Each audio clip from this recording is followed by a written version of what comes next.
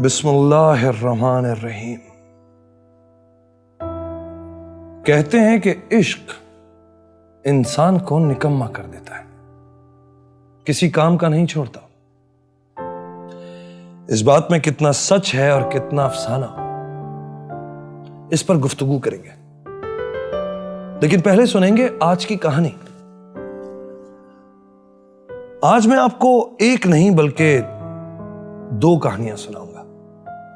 پہلی کہانی ایک تاجر کی ہے اور دوسری بھی ایک تاجر کی جسے عشق ہو گیا تھا۔ یہ کہانی آج سے کئی سو سال پہلے کی ہے، جب لوگوں کو سفر پر جانے کے لیے اونٹ اور گھوڑے کرائے پر دیے جاتے تھے۔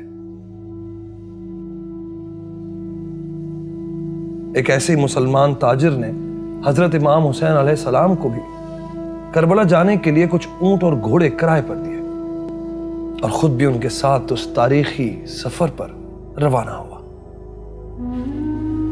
وہ جانتا تھا کہ امام حسین علیہ السلام وہ ہیں کہ جو اگر اپنے نانا یعنی حضرت محمد صلی اللہ علیہ وآلہ وسلم کے کاندھوں پر نماز کے دوران سجدے کی حالت میں چڑھ بیٹھتے تو آپ صلی اللہ علیہ وآلہ وسلم سجدے سے نہ اٹھتے۔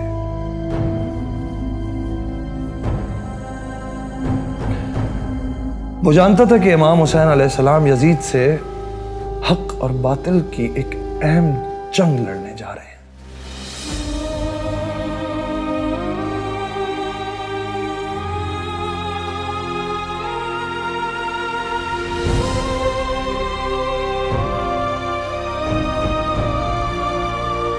یہ سب جاننے کے باوجود جب عاشور کا دن آیا اور اس نے مسلمانوں کو کٹتے ہوئے دیکھا، اسلام پر قربان ہوتے ہوئے دیکھا، آسمان اور مٹی کو سرخ ہوتے ہوئے دیکھا، تب اس نے امام حسین علیہ السلام کو روک کر اپنے پیسوں کا تقاضا کر دیا۔ ساتھ دینے کے بجائے اس بدبخت نے امام سے کہا کہ آپ میدان جنگ میں جائیں گے تو شاید واپس نہ آ سکیں، لہذا آپ میرا حساب کر دیں۔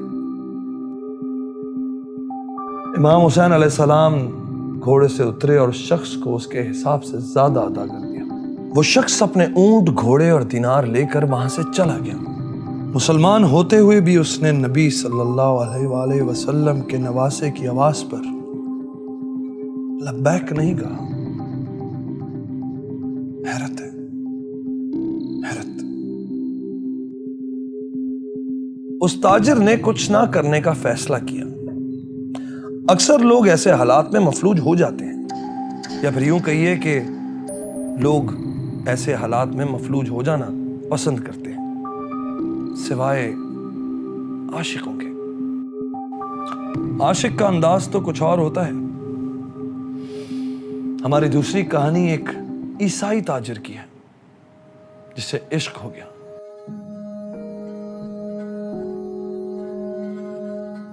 کہانی ہے وہاب ابن عبداللہ کی۔ وہاب شادی کر کے اپنی بیوی اور ماں کے ساتھ اپنے گھر واپس لوٹ رہا تھا کہ راستے میں اسے حضرت امام علیہ السلام کا قافلہ ملا جو کربلا کی طرف گامزن تھا۔ حضرت امام حسین علیہ السلام سے ایک مختصر سی ملاقات کے بعد وہاب ان کا شیدائی ہو گیا۔ اسے ان کا مشن سمجھ میں آ گیا تھا۔ سمجھ میں تو پہلے والے تاجر کو بھی آ گیا تھا، لیکن فرق صرف اتنا تھا کہ وہاب عشق فرزند نبی سے سرشار ہو چکا تھا۔ وہاب اپنے گھر کا سفر ترک کر کے حضرت امام حسین علیہ السلام کے قافلے میں شامل ہو گیا۔ نہ صرف قافلے میں بلکہ ان کے ہاتھ پر بیعت کر کے دین اسلام میں بھی شامل ہو گیا، اور پھر وہاب نبی صلی اللہ علیہ وآلہ وسلم کے نواسے کے ساتھ شہید ہو گیا۔ یہی نہیں، اس کی بیوی ان عورتوں میں سے تھی جو سب سے پہلے یزیدیوں کے ہاتھ شہید کر دی گئی۔ جب وہ اپنے شوہر کی شہادت پر اس کے لاشے پر بیٹھ کر اسے مبارکباد دے رہی تھی۔ کچھ دیر پہلے تک جو اجنبی تھے وہ آج عشق میں ڈوب کر بازی رہ گئے، جنت کے سردار سے جنت لے گئے، مالک یوم الدین کے سامنے سرخرو ہو گئے، اس کے حبیب کا دل جیت لیا۔ اور کیا چاہیے پھر، کیا چاہیے؟ اور جو بے عشق تھا وہ بیچارہ کہلانے کے لائق بھی نہ رہا۔ کربلا سے لوٹتے وقت ڈاکوؤں نے اس پر حملہ کر دیا، جان سے بھی گیا اور اس مال سے بھی،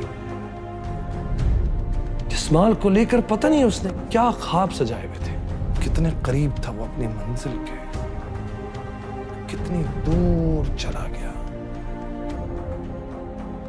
بنا عشق کے ہم مفلوج ہیں، اندھے ہیں، بلکہ مردہ ہیں۔ اور اگر عشق ہو جائے تو پھر سالوں کا سفر منٹوں میں طے کر لیتے، پھر منزل چاہے کتنی دور کیوں نہ ہو۔ دنیا میں جس نے بھی جب بھی کچھ کر دکھایا، عشق کے بدولت ہی کر کے دکھایا۔ جتنا عشق زیادہ ہوگا اتنا بڑا کارنامہ ہوگا۔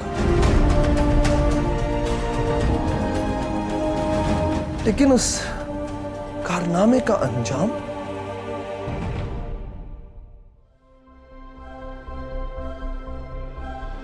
بڑے کارنامے تو بہت سنے کیے، لیکن ہر کام کا انجام اچھا نہیں ہوتا۔ شیطان نے اور یزید نے بھی بڑے کارنامے کیے تھے، لیکن انجام آگ۔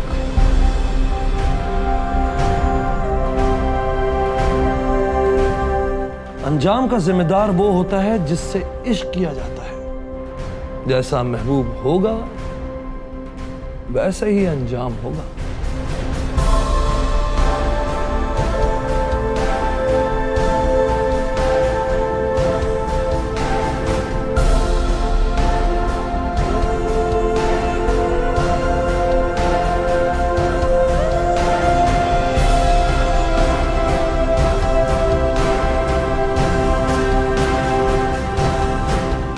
شاید اسی لیے اللہ تعالیٰ نے رسول اور اہل بیت رسول سے محبت کرنے کا کہا ہے۔